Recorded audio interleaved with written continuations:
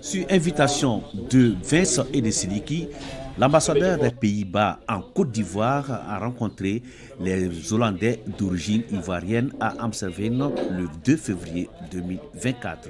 C'est une grande joie pour nous de faire sa connaissance. Et pas seulement une connaissance, mais voir ce que nous pouvons représenter pour tout un chacun dans l'avenir. Donc cette réunion aujourd'hui ne va pas s'arrêter ici, il aura des suivis. Quand je dis des suivis, c'est pourquoi son collègue est là, M. Robert. Après une brève introduction faite par Vincent, le président de l'amicale des Ivoiriens, son Excellence Monsieur l'ambassadeur Yeroun Kelderhuis, accompagné de Robert et de Myriam, tous deux membres du ministère des Affaires étrangères, a pris la parole pour remercier l'assistance. Chers compatriotes, chers supporters des éléphants, je peux dire ça.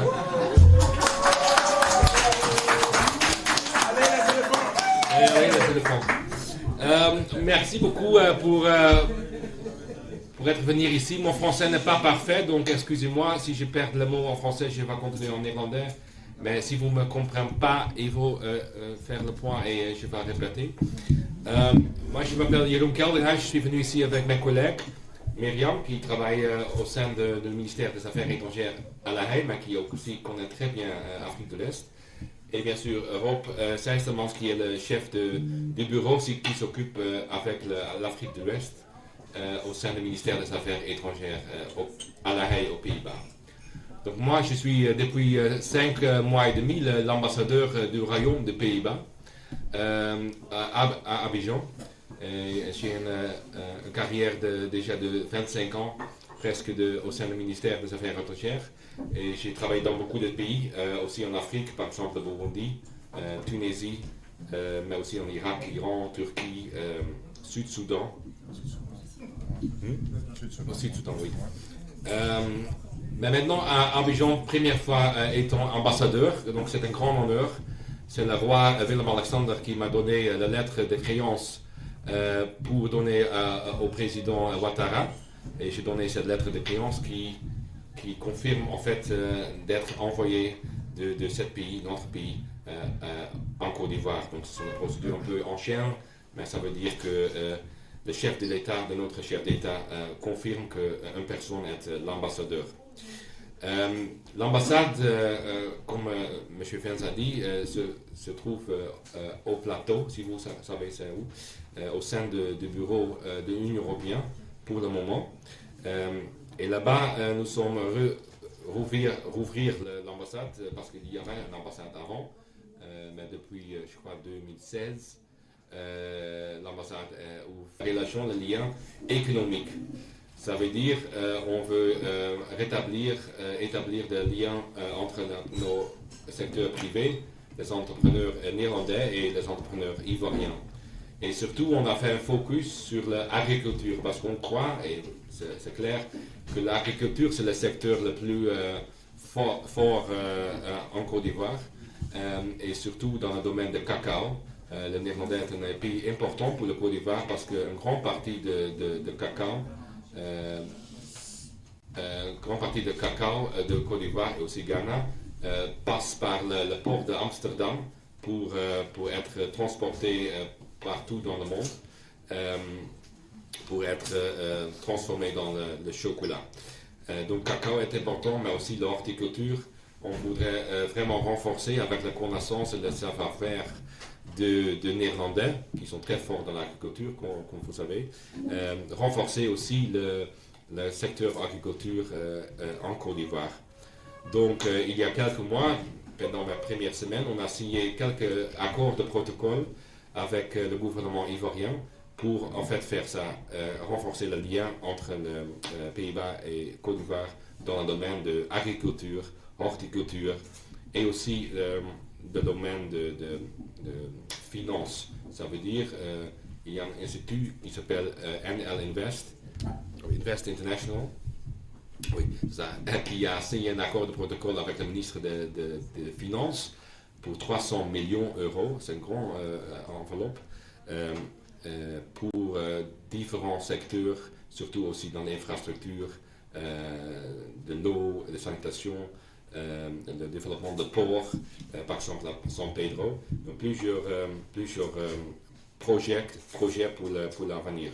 Robert et Myriam, tous deux des ministères des Affaires étrangères, ont pris la parole pour parler des relations bilatérales entre la Côte d'Ivoire et la Hollande. Moi, je suis le coordinateur des politiques pour l'Afrique de l'Ouest dans notre ministère, votre ministère.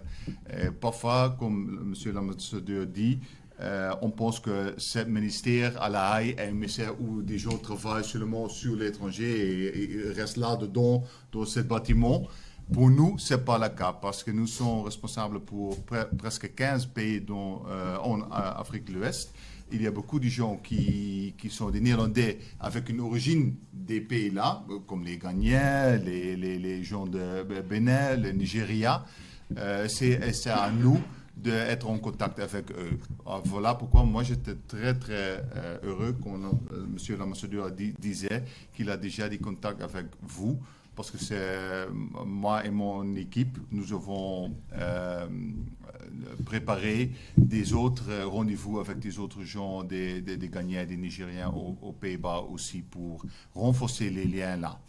Alors, quelque chose qui n'est pas assez intéressant peut-être pour vous, mais qui est très important pour notre pays, les Pays-Bas et votre pays d'origine, la Côte d'Ivoire.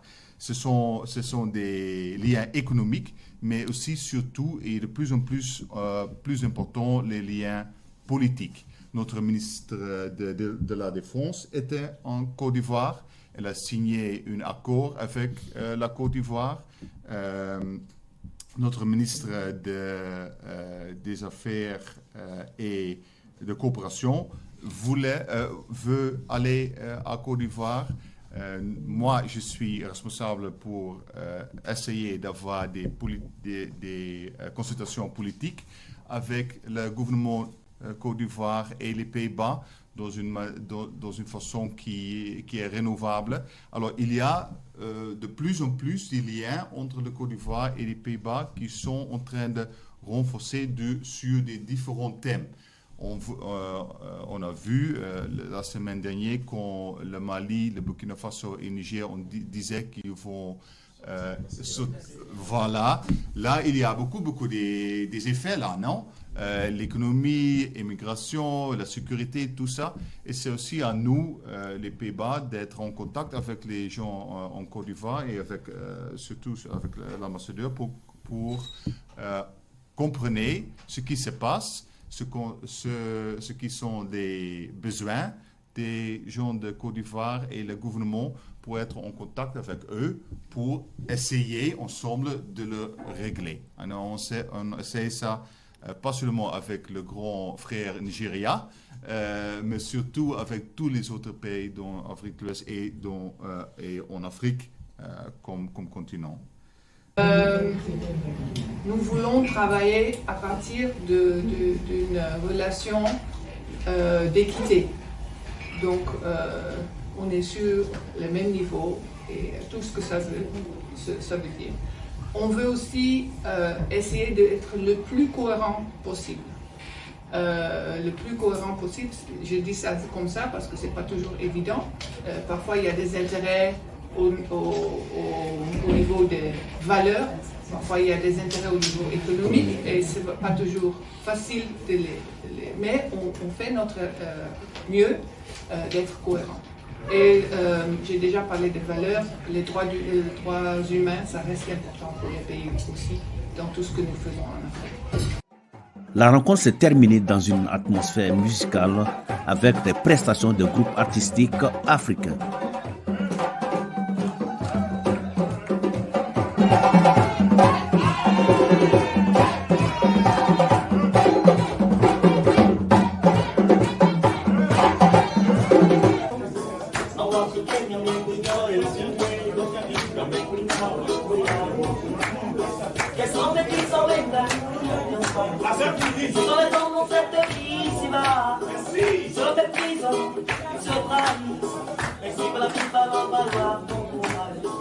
Dans le